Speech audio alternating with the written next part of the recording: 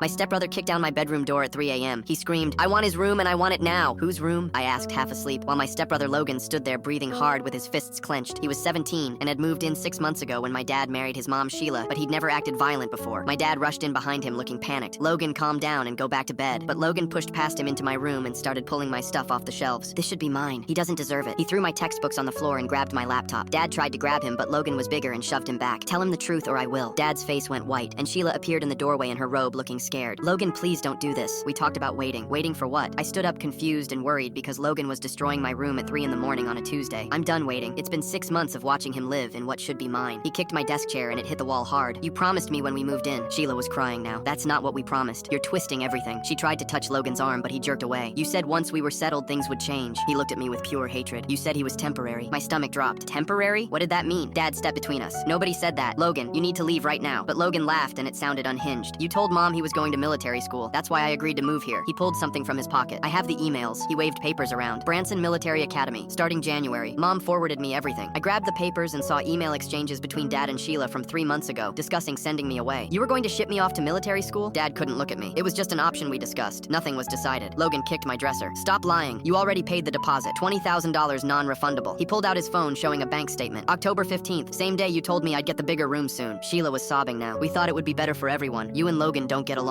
We didn't get along because Logan had been hostile since day one. Now I knew why. He'd been promised my room in my absence. Better for everyone? I'm a straight A student. I've never been in trouble. Logan laughed again. "That's the problem. Perfect little Matthew making me look bad." He grabbed my awards off the wall and threw them down. State chess champion, honor roll, Eagle Scout. Each one crashed to the floor. "Mom said you made me look like a failure just by existing." Dad finally found his voice. "We never said that. Logan is lying." But Sheila shook her head. "No, Richard. We need to be honest. We did discuss how Matthew's achievements were affecting Logan's self-esteem." She looked at me with this fake sympathy. "You're so accomplished, it's intimidating for Logan." Logan sat on my bed like he owned it. "See? Even she admits it. You make me look pathetic, so you have to go." He stretched out on my mattress. "This room has the better closet and the bigger window. Plus it's farther from the master, so I can play games all night." Dad's phone rang and he looked confused. "Why is your mother calling at 3 a.m.? My mom lived 2 states away, but somehow she was involved." He put it on speaker. "Richard, what's this about military school?" Mom's voice was furious. "Matthew just sent me emails about you enrolling him without telling me." Logan's face changed from smug to confused. "How does she know already?" I held up my phone. I forwarded everything to her the second I saw those emails. Mom kept going. "You need my signature for any school changes. It's in our custody agreement." Dad tried to explain. "Linda, we were just exploring options." But Mom wasn't having it. "Options? You paid $20,000. That's not exploring, that's deciding." She paused. "I'm driving down right now with my lawyer. We'll be there by 9. Logan stood up angry. "This doesn't change anything. I still get his room when he leaves for college, but I wasn't even a senior yet. I had 2 more years of high school." "That's 2 years away." Logan shrugged. "So, I'll wait. But this room is mine eventually." That's when Sheila said the thing that explained everything. Full story on channel. Link below.